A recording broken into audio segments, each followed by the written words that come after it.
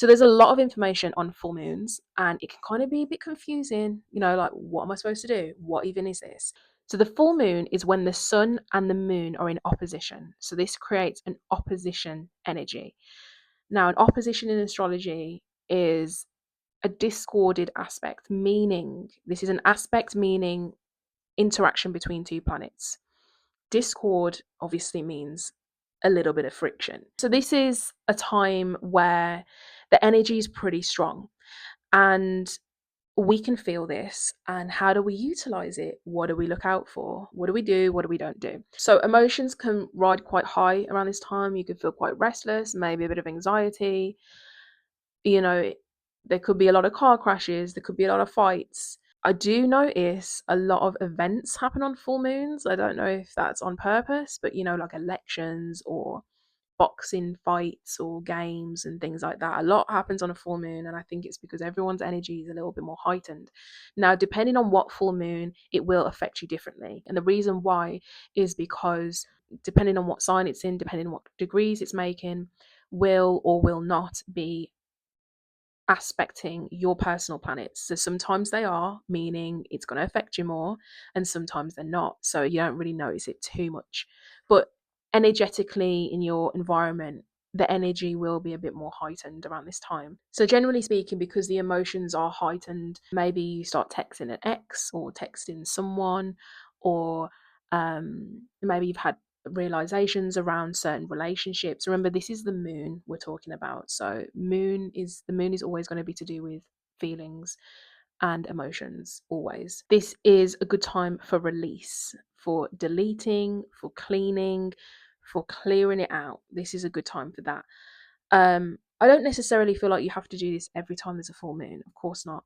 um I more so would integrate it in my life of just being aware that it's a full moon. If something's going on, if there's a match going on, if there's chaos somewhere, I personally will give it a miss. But not just because it's a full moon, but it does add to it. But some people love the chaos. Some people love things like that. So um, if they were aware, oh, it's a full moon, oh, it's going to be, something more extreme is going to happen than if it wasn't a full moon. In terms of just like using this energy in the best way, obviously you can do rituals if that's enjoyable to you. But I would say more than anything, if you really want to utilize this energy, you want to know how it's affecting you personally.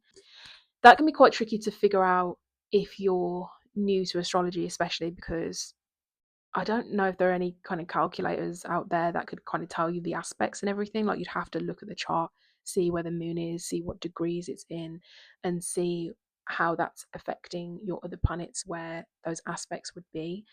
Um, but generally speaking, you could just go off of the sign, which isn't really enough. But if you have Leo moon and it's a full moon in Leo, then the moon's going to come next to your moon. So, meaning it's going to heighten it even more. It's going to affect you. It's going to touch your nerve a lot more. If it's aspecting in more of a discorded way, any of your inner planets, then yeah, you're going to probably feel that a little bit more personally. If it's harmoniously aspecting, then maybe it'll just be a nice heightened energy. And maybe that is a great time to just clear out and forgive and declutter emotionally and physically if that's how you feel. Obviously, the sign of each full moon is definitely giving that vibe. So if that was a Virgo full moon, that would be very much a decluttering physical time, as well as emotional. But I mean, I can imagine like cleaning a lot more around that time. That's just an example. But yeah, I wouldn't kind of stress too much and feel like, oh, I need to be utilizing this, or what am I supposed to do? It's chill. Just know it's a more heightened energy. If you end up getting into some sort of conflict with people or someone, then it's probably just not the best time for that. Maybe take a seat for a bit and then wait for it. Maybe mull on it a bit if you can. If it's an Aries moon, then it probably feels like, no, I want to have this.